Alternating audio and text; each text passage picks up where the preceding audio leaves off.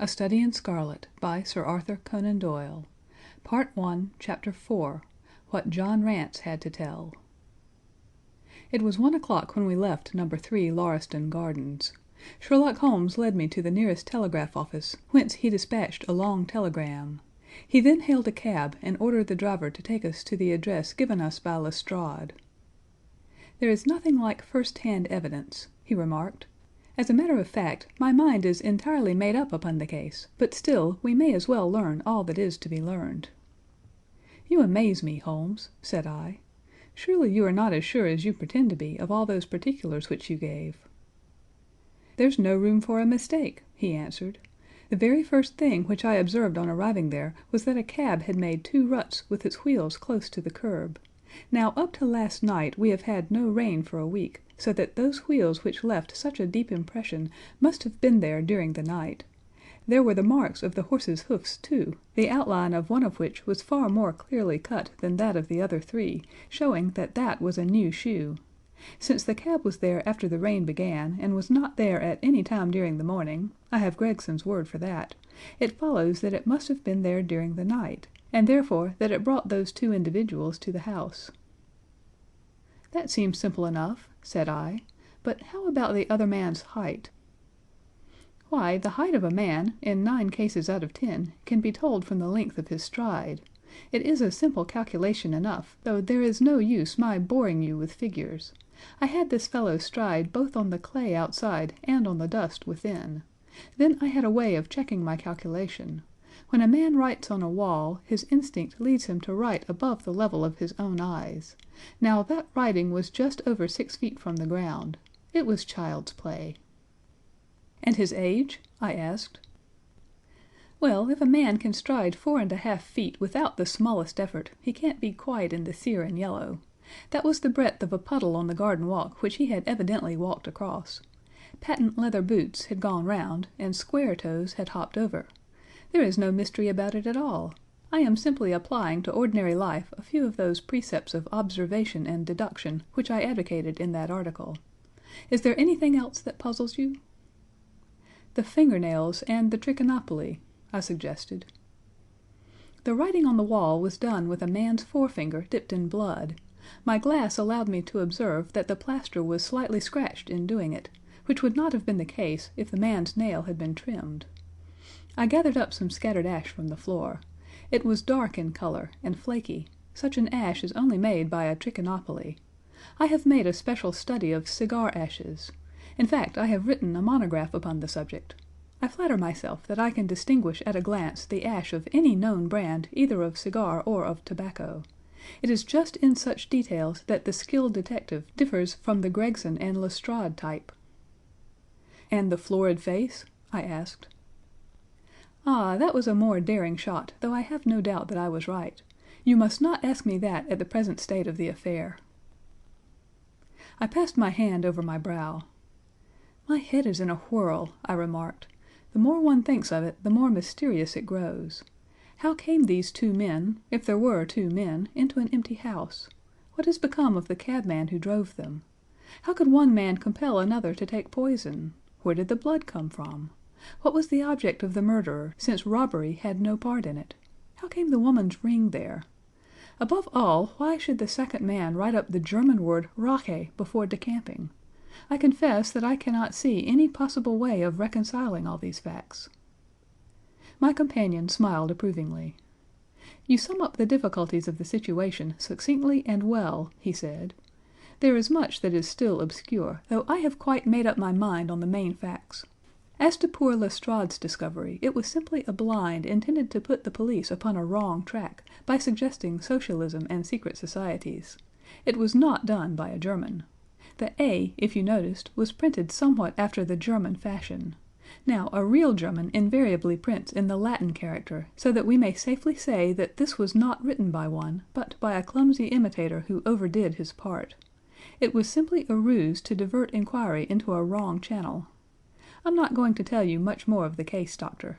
You know a conjurer gets no credit when once he has explained his trick, and if I show you too much of my method of working, you will come to the conclusion that I am a very ordinary individual after all." "I shall never do that," I answered. You have brought detection as near an exact science as it ever will be brought in this world." My companion flushed up with pleasure at my words and the earnest way in which I uttered them. I had already observed that he was as sensitive to flattery on the score of his art as any girl could be of her beauty. "I'll tell you one other thing," he said. "Patent Leathers and Square Toes came in the same cab, and they walked down the pathway together as friendly as possible, arm in arm in all probability. When they got inside, they walked up and down the room, or rather, Patent Leathers stood still while Square Toes walked up and down. I could read all that in the dust, and I could read that as he walked he grew more and more excited.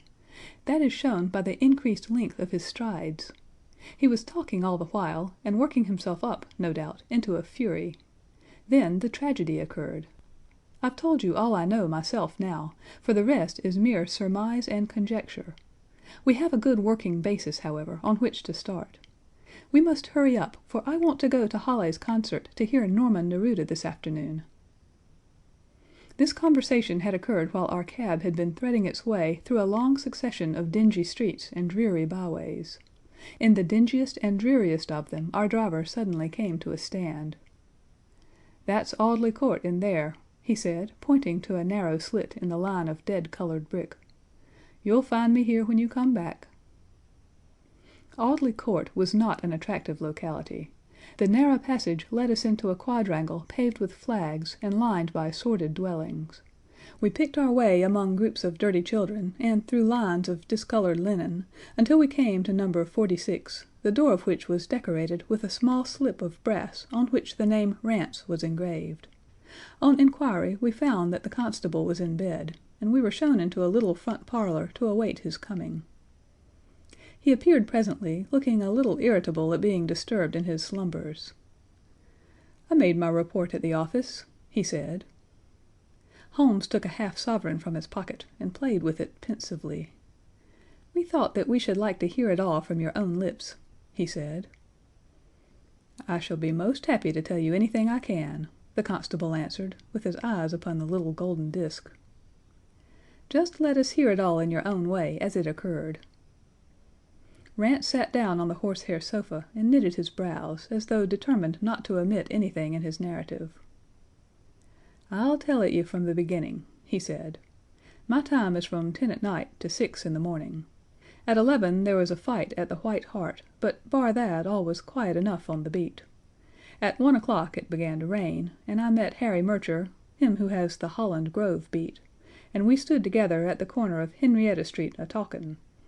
Presently, maybe about 2 or a little after, I thought I would take a look round and see that all was right down the Brixton Road.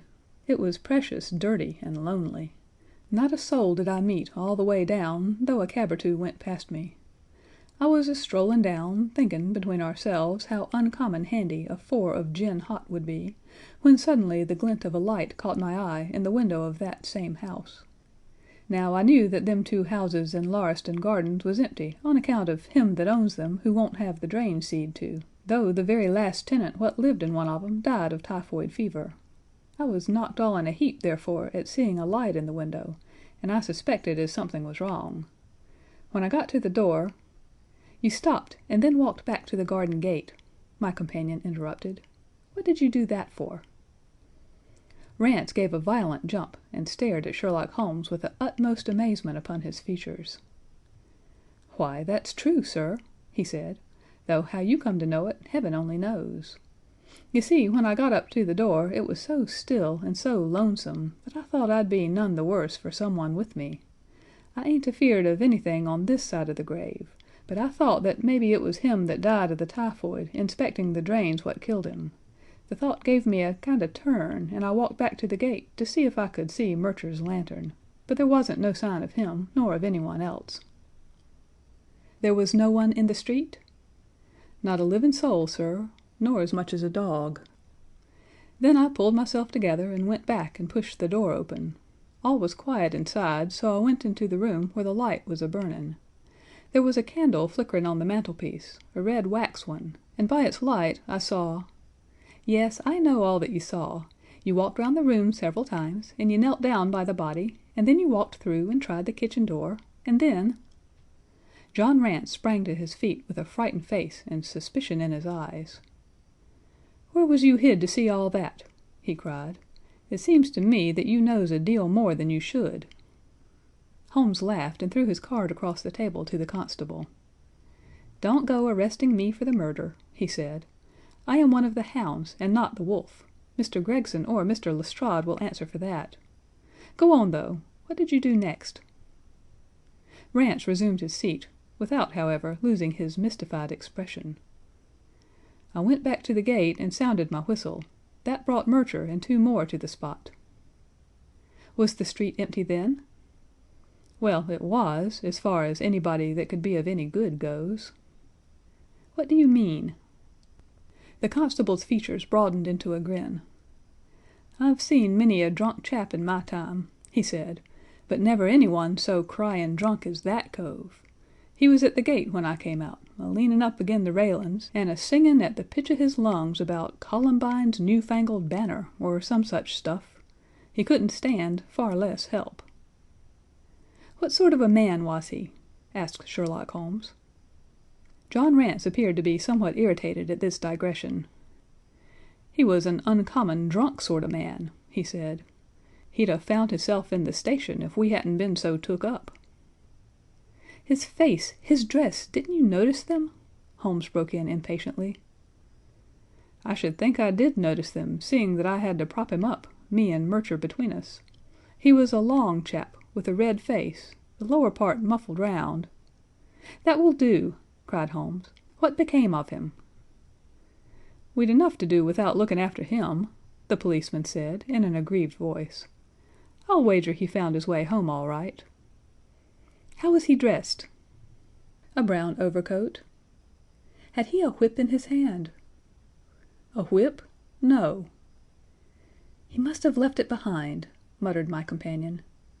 "You didn't happen to see or hear a cab after that?" "No." "There's a half sovereign for you," my companion said, standing up and taking his hat. "I am afraid, Rance, that you will never rise in the force. That head of yours should be for use as well as ornament. You might have gained your sergeant's stripes last night. The man whom you held in your hands is the man who holds the clue of this mystery, and whom we are seeking. There is no use of arguing about it now. I tell you that it is so. Come along, Doctor." We started off for the cab together, leaving our informant incredulous, but obviously uncomfortable. "The blundering fool!" Holmes said bitterly, as we drove back to our lodgings. "Just to think of his having such an incomparable bit of good luck, and not taking advantage of it." "I am rather in the dark still. It is true that the description of this man tallies with your idea of the second party in this mystery, but why should he come back to the house after leaving it? That is not the way of criminals." "The ring, man, the ring! That was what he came back for. If we have no other way of catching him, we can always bait our line with the ring. I shall have him, Doctor. I'll lay you 2 to 1 that I have him. I must thank you for it all. I might not have gone but for you, and so have missed the finest study I ever came across. A study in scarlet, eh? Why shouldn't we use a little art jargon? There's the scarlet thread of murder running through the colorless skein of life, and our duty is to unravel it and isolate it and expose every inch of it. And now for lunch, and then for Norman Neruda. Her attack and her bowing are splendid. What's that little thing of Chopin's she plays so magnificently? Tra-la-la-li-li-li-lay. Leaning back in the cab, this amateur bloodhound caroled away like a lark while I meditated upon the many-sidedness of the human mind. End of Part 1, Chapter 4.